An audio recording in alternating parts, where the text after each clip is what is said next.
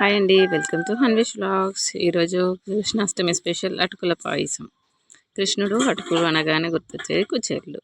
శ్రీకృష్ణునికి కుచేళ్ళకి మధ్య స్నేహం ఎలా ఏర్పడిందంటే, సందీపం వద్ద వాళ్ళిద్దరూ విద్యాభ్యాసం చేస్తారండి, కృష్ణుడును కుచేళ్ళు.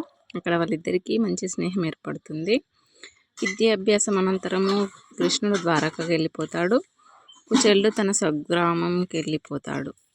అక్కడ వివాహం చేసుకుంటాడు, అధిక సంతానం కలుగుతుంది. అలాగే దరిద్ర బాధలో ఉంటాడు. పిల్లలకి తిండి పెట్టడానికి కూడా వాళ్ళ దగ్గర ఏమీ ఉండదు.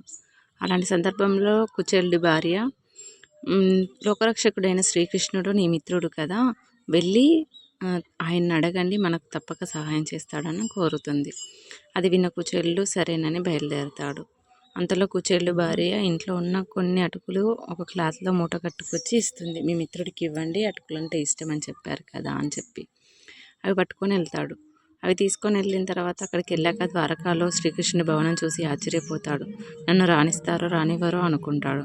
ఆ విషయం తెలుసుకున్న కృష్ణుడు స్వయంగా వచ్చి సభలోకి తీసుకెళ్ళి సింహాసనం మీద కూర్చుండబెట్టి అతని కాళ్ళు కడిగి ఆ నీళ్ళని నెత్తిలో చల్లుకుంటాడు. అది చూసిన సభలో ఉన్న సభ్యులందరూ ఆశ్చర్యపోయి, కుచేలుడంతటి అదృష్టవంతుడు ఇంకెక్కడా ఉండడు అని అనుకుంటారు.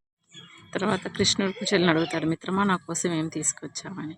ఆ అటుకుల మూటను దాస్తూ ఉండగా కృష్ణుడు చూసి తీసుకొని ఆ అటుకులు ఒక గుప్పెడు నోట్లో వేసుకుంటాడు. ఆ గుప్పెడు తినగానే కుచేలు దరిద్రం పోయి ఇల్లంతా బంగారంతో నిండిపోతుంది. అంతటి గొప్ప మహనీయుడు శ్రీకృష్ణుడు.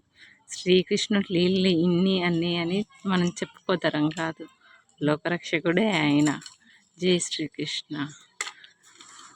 మా చిన్ని కృష్ణ ఎలా ఉన్నాడో కామెంట్ చేయండి ప్లీజ్.